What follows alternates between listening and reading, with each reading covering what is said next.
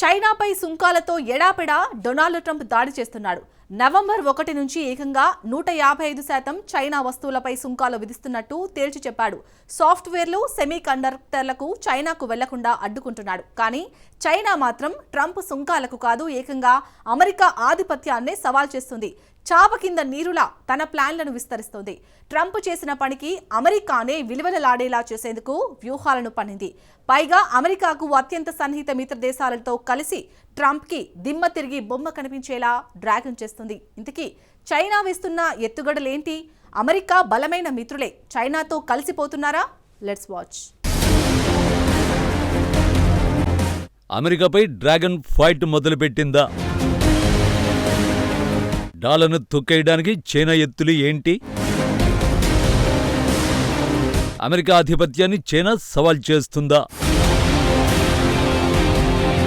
Donald Trump ఆంక్షలు అంతర్జాతీయంగా కొత్త ప్రమాదాలను సృష్టిస్తున్నాయి. ప్రపంచవ్యాప్తంగా లావాదేవీలకు అమెరికా ఆధ్వర్యంలోని ఫైనాన్స్ సిస్టమే మూలాధారం. ట్రంప్ విధిస్తున్న సుంకాలతో ఇప్పుడు ఈ వ్యవస్థపై అనిశ్చితి నెలకొన్నది. ఈ వ్యవస్థకు ప్రధానంగా అమెరికన్ డాలర్ మూలాధారం. అంతర్జాతీయ వాణిజ్యానికి ప్రధాన కరెన్సీగా డాలర్నే పరిగణిస్తున్నారు. చాలా దేశాలు డాలర్ పైనే ఆధారపడుతున్నాయి. కానీ ఇప్పుడు చైనా ఈ పరిస్థితి మార్చాలని యత్నిస్తోంది. చాపకింద నీరులా బీజింగ్ తన ప్రయత్నాలు విస్తరిస్తోంది. అంతర్జాతీయ కరెన్సీగా తన కరెన్సీ యువాన్ను చైనా తెరపైకి తెస్తోంది. అందుకోసం ఇప్పటికే బీజింగ్ 2 మార్గాల్లో తన ప్రయత్నాలు మొదలుపెట్టింది. మొదటి మార్గం కరెన్సీ మార్పిడి. ఇప్పటికే జపాన్, సౌత్ కొరియా దేశాలతో బీజింగ్ చర్చలు జరుపుతోంది. ఆ 2 దేశాలతో కరెన్సీ మార్పిడికి ఒప్పందాలను చేసుకుంటోంది. ఈ ఐడియా చాలా సింపుల్. ప్రాంతీయ వాణిజ్యానికి యువాన్ను ప్రమోట్ చేయడమే డ్రాగన్ లక్ష్యం. అసలు కరెన్సీ మార్పిడి అంటే ఏమిటి? ప్రాథమికంగా చెప్పాలంటే ఈ ఒప్పందం సెంట్రల్ బ్యాంకుల మధ్య జరిగేది. ఇరు బ్యాంకులు తమ కరెన్సీలను పరస్పరం మార్చుకుంటాయి. ఈ కరెన్సీ మార్పిడితో ఆ 2 దేశాలు చైనా నుంచి రుణాలను సొంత కరెన్సీలో సులువుగా తీసుకోవచ్చు అన్నమాట. అంటే ఇక నుంచి ఆయా దేశాలు రుణాల కోసం డాలర్పై ఆధారపడనక్కర్లేదు. నిజానికి చాలా దేశాలతో చైనాకు ఇలాంటి ఒప్పందాలు ఉన్నాయి.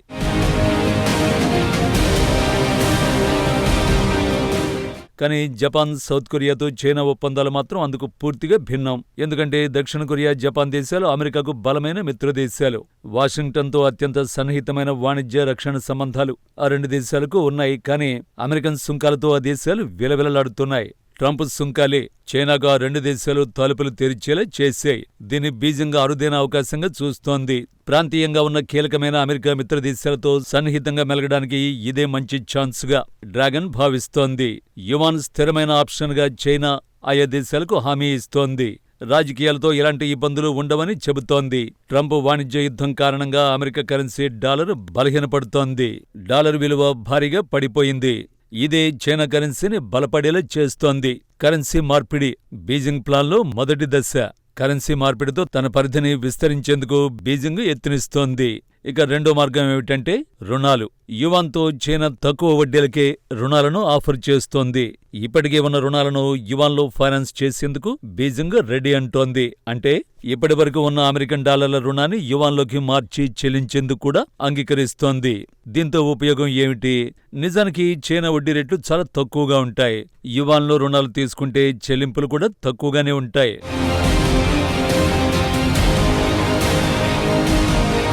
మరీ సింపుల్గా చెప్పాలంటే తక్కువ వడ్డీలు ఉంటే ఈఎంఐ చెల్లింపు కూడా తక్కువగా ఉంటుంది. చైనా ఆఫర్ను పలు దేశాలు ఇప్పటికే పొందాయి. అందులో ఒకటి ఇథియోపియా. ప్రస్తుతం చైనా నుంచి $530 కోట్ల రుణాన్ని ఇథియోపియా తీసుకుంది. ఈ లోన్ను యువాన్లోకి ఆ దేశం మార్చుకుంది. ఇలాగే కెన్యా సైతం తమ రుణాలను యువాన్లోకి మార్చుకుంది. కెన్యా భారీ రైల్వే ప్రాజెక్టు కోసం చైనా నుంచి రుణాలను తీసుకుంది. అమెరికా డాలర్ల నుంచి యువాన్లోకి రుణాలను మార్చడంతో కెన్యా రుణాల చెల్లింపులో $21,50,00,000 ఆదా అయ్యాయి. అదే సమయంలో హంగరీ, కజకిస్తాన్ వంటి కొన్ని దేశాలు నేరుగా యువాన్లోనే రుణాలను తీసుకుంటున్నాయి. ఆ దేశాలు ఇటీవల చైనీస్ కరెన్సీలోనే బాండ్లను విక్రయించాయి. శ్రీలంక సైతం యువాన్లోనే హైవే ప్రాజెక్టు కోసం $50 కోట్ల రుణాలను తీసుకుంది. కానీ రుణాలను మాత్రం శ్రీలంక యువాన్లోనే తిరిగి చెల్లించనుంది.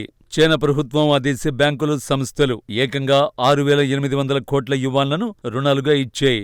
గత ఏడాది ఈ రుణాలు రెట్టింపుగా ఉన్నాయి. ఇలా చైనా కుదుర్చుకునే ప్రతి ఒప్పందం కారణంగా డాలర్పై ఆధారపడడం తగ్గిస్తుంది.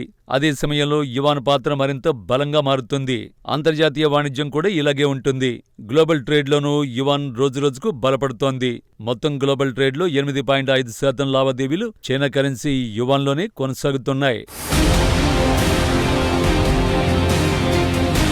డ్రాగన్ చేస్తున్న ప్రయత్నాలతో ప్రపంచంలోనే టాప్ ట్రేడెడ్ కరెన్సీగా యువాన్ 5వ స్థానంలో నిలుస్తోంది. బ్రిటిష్ పౌండ్ తర్వాత యువాన్ 5వ స్థానంలో ఉంది. అంతర్జాతీయ వాణిజ్యంలో 10% లావాదేవీలతో బ్రిటిష్ పౌండ్ 4వ స్థానంలో ఉంది. ఇప్పుడు బ్రిటిష్ పౌండ్ను చైనా సమీపిస్తోంది. అయితే నిజంగానే గ్రీన్ బ్యాక్ కు చైనా కరెన్సీ సవాలు విసురుతోందా? అమెరికా కరెన్సీ డాలర్ను గ్రీన్ బ్యాక్ గా పిలుస్తారు. నిజానికి ఇప్పటికిప్పుడు డాలర్కు వచ్చిన భయమేమీ లేదు. అంటే డాలర్ను ఢీకొట్టేందుకు యువాన్ ఇంకా చాలా దూరంలో ఉంది. ఇప్పటికీ గ్లోబల్ ట్రేడ్ పై డాలరే ఆధిపత్యాన్ని వహిస్తోంది. అధిక భాగం మెజారిటీ లావాదేవీలు ఇప్పటికీ డాలర్లోనే జరుగుతున్నాయి. దీన్ని బట్టి చూస్తే డాలర్కు ఇప్పటికిప్పుడు యువాన్ నుంచి ముప్పు లేదు. కానీ రోజురోజుకు యువాన్ దూకుడు ప్రదర్శిస్తోంది. ఇప్పుడు అరుదైన భూయస్కాంతాలపై చైనా పూర్తిగా పట్టు సాధించింది. దానికి కొన్నేళ్ల నుంచి బీజింగ్ శ్రమించింది. రోజురోజుకు అరుదైన భూ అయస్కాంతాలపై పట్టు సాధించింది. ఇప్పుడు కూడా యువాన్ను అదే వ్యూహంతో చైనా ముందుకు తీసుకువెళ్తుంది. అంటే సుదీర్ఘకాలంలో డాలర్ను తొక్కిపెట్టేందుకు చైనా ఇప్పటినుంచే గేమ్ మొదలుపెట్టిందన్నమాట. ఈ ఏడాది జూన్లో చైనా సెంట్రల్ బ్యాంక్ గవర్నర్ ప్రకటన చేశాడు. ప్రపంచం బహుళ కరెన్సీ వ్యవస్థ దిశగా వెళుతోందని స్పష్టంగా చెప్పాడు. ప్రపంచం ఎక్కువగా డాలర్పై ఆధారపడుతోందని, బలమైన కరెన్సీల రాకతో అది సాధ్యమవుతుందని చైనా సెంట్రల్ బ్యాంక్ గవర్నర్ తేల్చి చెప్పాడు. కానీ ట్రంప్ విషయంలో డాలర్ను రక్షించడమే తన రాజకీయ వాగ్దానాల్లో అతి పెద్దది. చైనా చేపడుతున్న తాజా చర్యలు వాషింగ్టన్లో హీట్ పుట్టిస్తున్నాయి. గ్రీన్ బ్యాక్ ను తొక్కేయడానికి డ్రాగన్ చాప కింద నీరులా తన ప్లాన్లను విస్తరిస్తోంది.